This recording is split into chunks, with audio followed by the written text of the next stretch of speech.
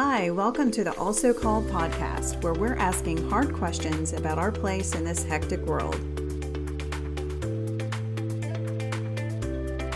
Join us as we dig into the truth about who God is, possibly discovering that we are also called. Welcome back to the Also Called podcast. In today's episode, we'll meet a woman from our recently released book, The Other Disciples. Today, we're diving into the life-changing story of Salome Zebedee. Say that 3 times fast. She is the 9th disciple in our book. Join us as we discover this remarkable woman and the big, audacious questions she asked of Jesus, and try to discover the motivation behind her big ask. We'll explore the lessons from her life, ministry, and deep love for Jesus, and consider what they offer us today. So get ready for the journey into the heart of a faithful follower, and let's get started. So a little bit about Salome. She's James and John's mother. She has a lot of controversy surrounding her. She's often given a pretty bad rap as being a very pushy mom, but we don't really know. And the reason that she gets a bad rap is she goes to Jesus and she asks for her son, James and John, to be at his left and his right. And Jesus kindly doesn't give her a piece of his mind. He kindly says, "You don't really know what you're asking." And we don't know if she knew that in the Old Testament, being on someone's left was on a road to hell, basically. It was being judged. It was a lot of negative things. So Jesus kindly says, you don't know what you're asking. Today, what we're going to do is we're just really going to explore the mothers who really struggle to let go. I feel like that's a lot of what her issue is that she is advocating for her sons, which mothers should do. But she might have taken it a little bit too far because she does it in front of the other disciples. It wasn't a private conversation. So today we're inviting Dr. Trudy Johnson into this conversation with us to kind of look at the psychology of bonding relationships and looking at her motherhood in particular. So welcome, Dr. Trudy. Thank you. Good to be here. So exciting. What a great project. Can you tell us a little bit about yourself? Thanks, Mia and Andrea. Yes, thanks for having me here. I'm a licensed marriage and family therapist. Been doing that almost 20 years. Started out in marriage counseling and therapies, but I have switched basically to a lot of trauma work because I started discovering in marriages how traumatized people where they literally couples have PTSD of each other practically because that's bouncing on a lot of woundedness from their past. I'm really focusing now more on the trauma aspect and really enjoying my work now and part-time-ish also so that I can spend some time with my husband and my grandchildren, just enjoying life and doing what God says when it's time to do it. Thank you so much. And what drew you to being a part of the Other Disciples project? Yes, Andrea, well, there were 2 things. First of all, I love the subject, and I love that women need to understand how involved Jesus was with women, when he actually chose women and besides men. And so I just love the topic and love the discussion of it all. And then secondly, knowing that Mia was involved in this project, I had no worries that it wouldn't be an awesome project. She's a very diligent, hard worker. I trust her. So part of it was just because Mia came to me and suggested this topic. And I just thought, yes, if Mia's going to do it, yay, I'm jumping on board. You're so amazing. Thank you. That means a lot. What drew you to writing about Salome in particular? I always like looking at motherhood because that's been an important piece of my life. And here we are with a lady who deals with, I believe, she dealt with something that maybe a lot of us have dealt with, and that's loving our children too much or being too much involved in their life. So I just liked looking at that and diving into her in a deep way just to understand an issue that's very apropos for many of our listeners.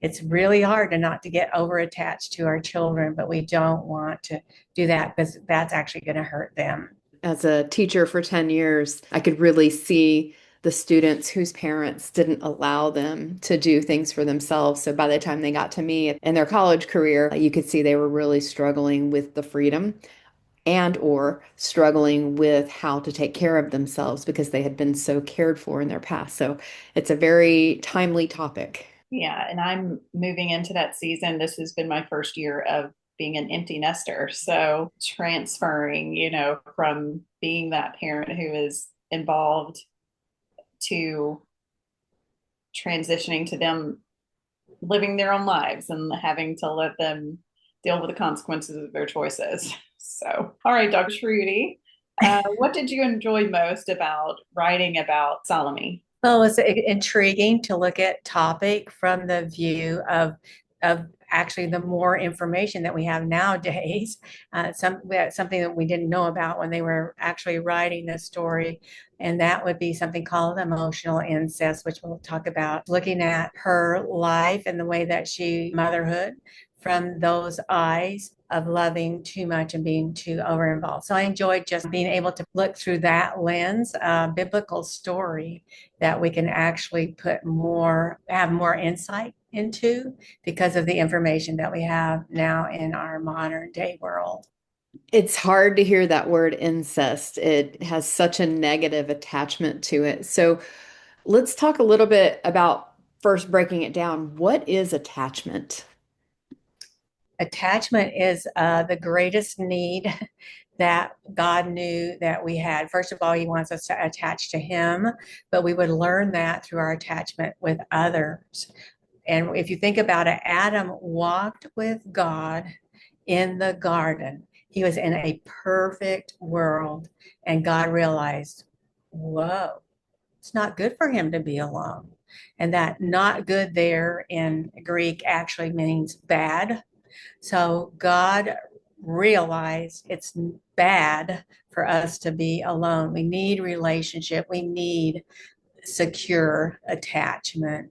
And so that's one of the first things that God realized in the world that He made. He wanted us, He made us, He created us to have relationship.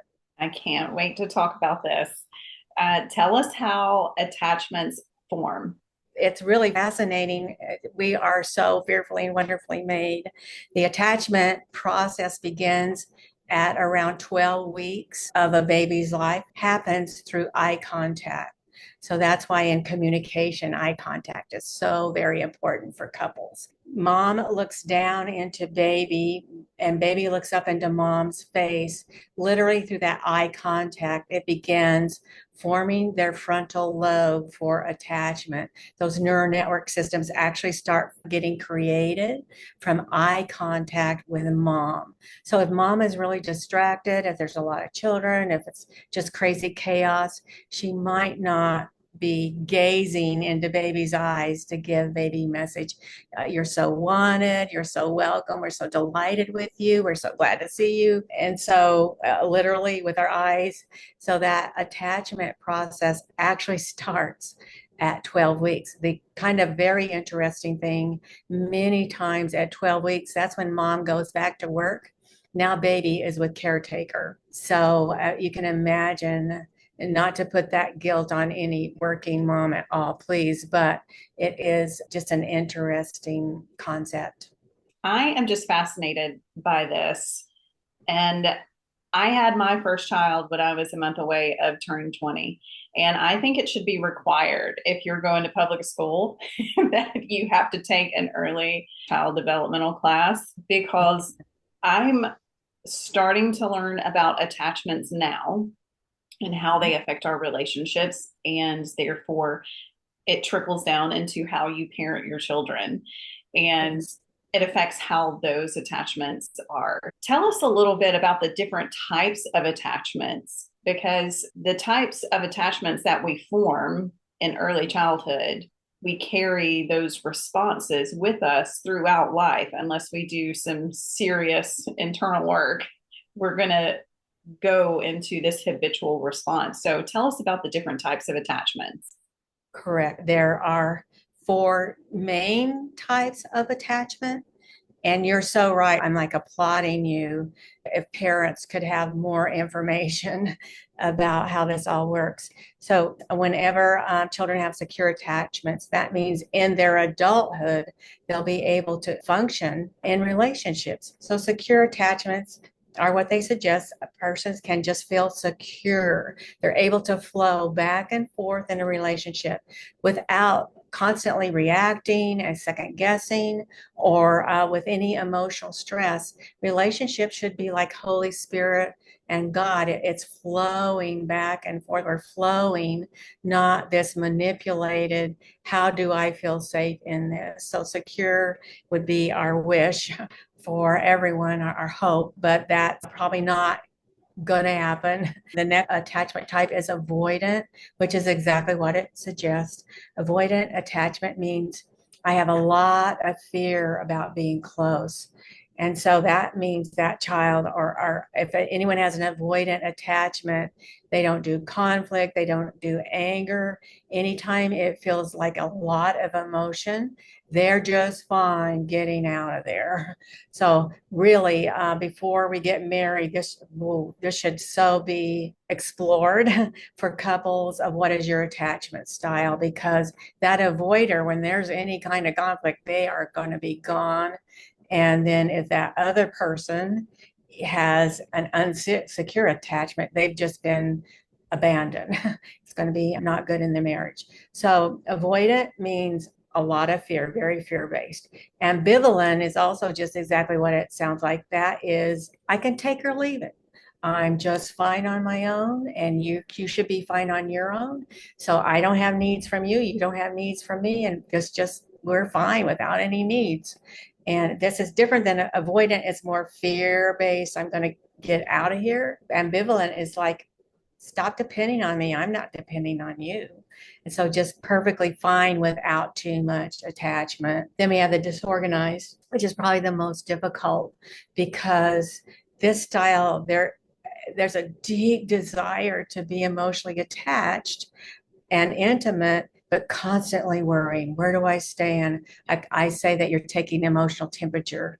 If you're okay, I'm going to be okay. And so it's a very anxious type attachment. But then what happens is, then when you get close, oh my goodness, now you're going to leave. So it's very complicated. And I just feel so sad for people with the disorganized, because it's a brutal world they're living in.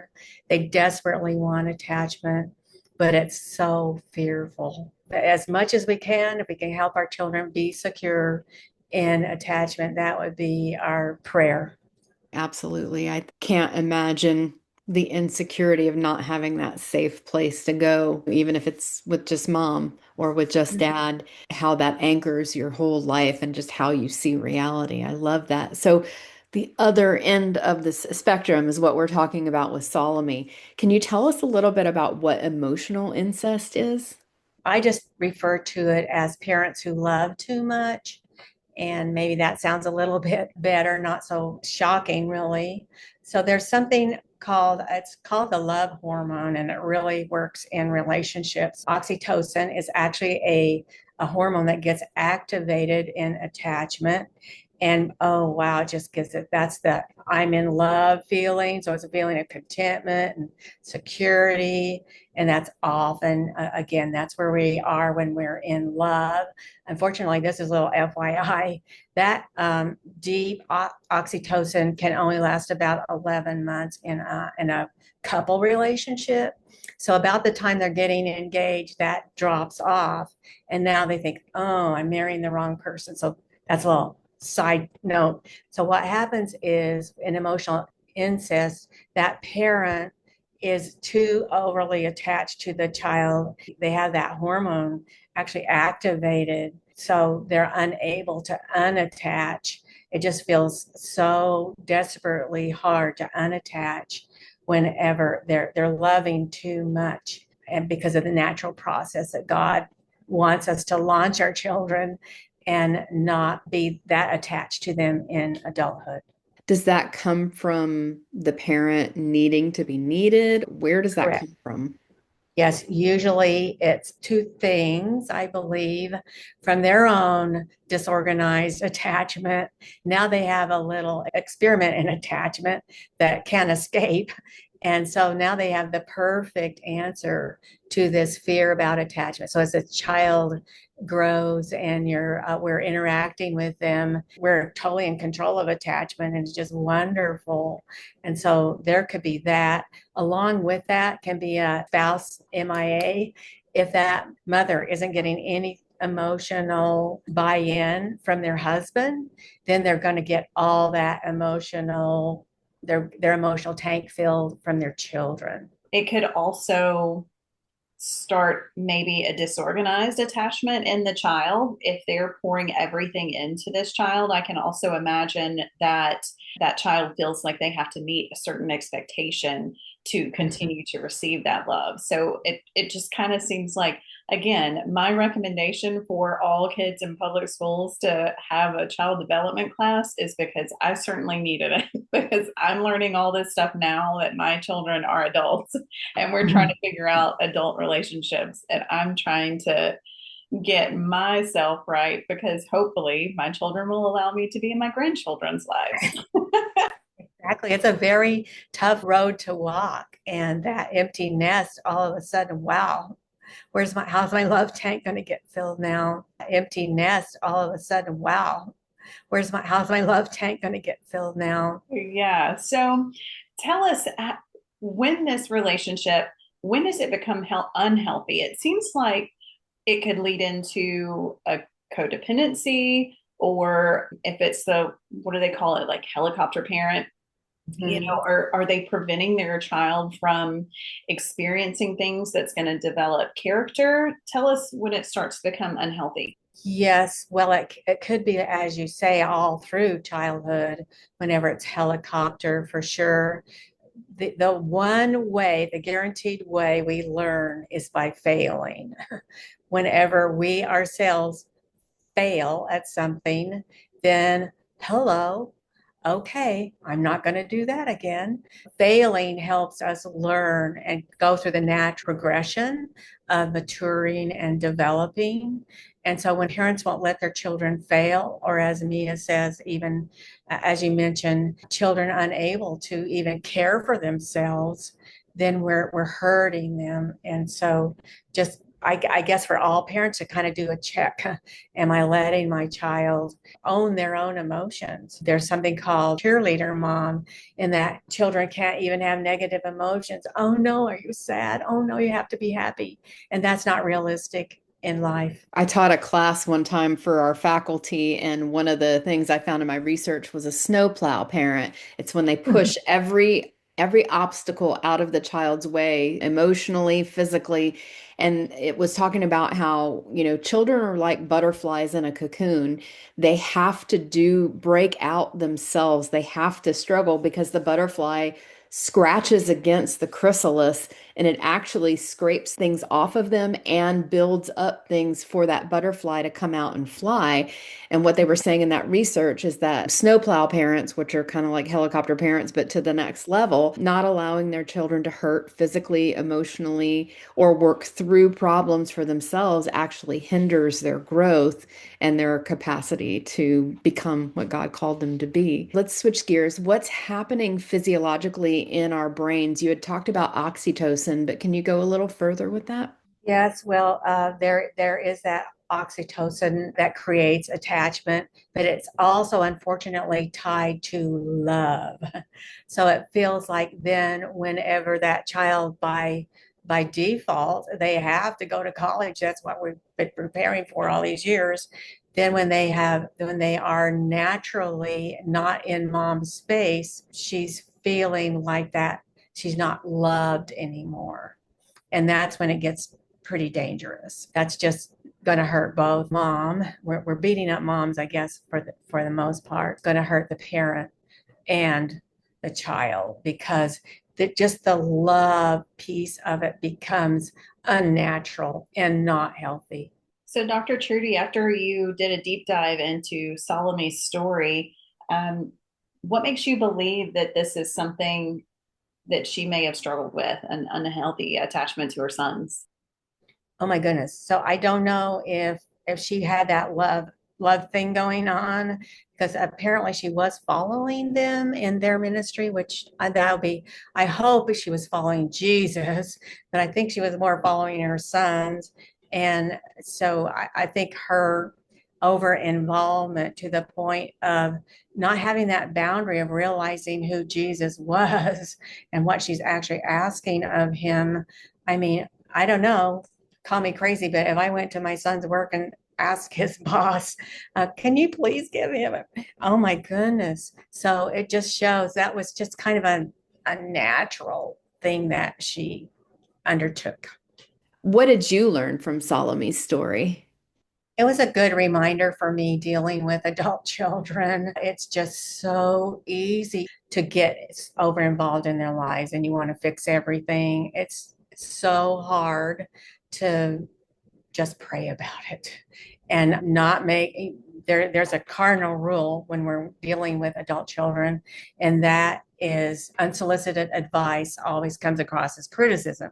So my sons now, we finally worked out a deal. Well, they'll call me and I'll say, do you want my advice? Which I always want to give my advice, right? Or do you want me to just listen? And probably most of the time they just want me to listen. And what I want to do, I want to give advice because I'm oh so wise and I don't want to make the same mistakes I did. So just an understanding, a realization of how important it is to let God direct our adult children and let him play it all out. And it is very, very hard. I agree. A friend of mine gave me that advice a couple years ago, and I'm hoping that I'm able to stick to it. But I'm thankful that my relationship with my adult children is getting better because I have my own life now, and I'm doing my thing, and I'm allowing them to do their thing, and getting to celebrate with them good and bad choices, getting to celebrate them learning and Mhm. experiencing life. So it's a beautiful thing to have adult children, but it is a very awkward transition. It is. I keep reminding myself that relationships are a privilege. It's not guaranteed that you're going to have a relationship with adult children. So I have to keep reminding myself of that. And this is just a confession time. I think I pray for my children, to what you were pointing out, Dr. Trudy. I think I pray for my children more now that they are adults and I have zero control. Not that I ever actually had control anyway, but I think I pray for them more now than I ever did when they were growing up because I have to take my hands off of it. And I love what you said. Don't offer unsolicited advice. And that's something just this past year that I've tried to transition into. And sometimes it is so hard, but I'm the type person also that I typically don't say anything unless it's something that needs to change. And so I naturally come across as critical anyway. so so yeah, that is definitely something I've had to incorporate in. So thank you for giving that nugget of wisdom to our listeners. I think it's just harder because the consequences are bigger when they're adults. It's not burning your hand on a stove. It's not, a dog nipping at you because you're harassing them. I mean, these are huge consequences. So I mean, justifiably for us as parents in our defense, it's bigger, so we care. But again, I think it's learning to step back and to let them live and to love them. And I am with you, Andrea. I am praying more than I've ever prayed before with my kid for my kids. Yes, and it hurts. It hurts to see them hurting, and we can do nothing. We can't run and rescue them, and it's a learning curve for us also. Thank you so much, Dr. Trudy, for sharing your wisdom and your perspective and your understanding of what's actually happening physiologically and in the psychology of Salome and our situation. So we thank you so much for joining us, and we'd love to hear your thoughts on Salome. So drop us a line in the comments for a larger conversation on social media. Check out our links below in the show notes. Next time, join us as we dive into the women disciples that we explore in our book, The Other Disciples, with Anna, a woman who waited years to see her calling fulfilled and learned to be content in the waiting, Anna of the Temple. And remember, stay curious. and keep seeking. Thank you so much for joining us today. Also Called provides a space for honest conversations about the truth of who God is, who we are, and the relationships He wants us to have with Him, each other, the church, and ourselves. This episode was just the start of the conversation. Be sure to check the show notes for extra resources to go further. You can also find our social media sites to join the discussion. Don't miss our next chat by subscribing to our YouTube channel or wherever you listen to podcasts. Also Called is part of Bible and Pop Culture, a crowd-funded nonprofit that allows us to provide our content to start great conversations for free. You can help us keep doing this by checking out BibleandPopCulture.com or AlsoCalled.org's Donate Subscribe buttons with a one-time gift, supporting us monthly, or sharing us with someone who might like the conversation. Thank you for being a part, and see you next conversation.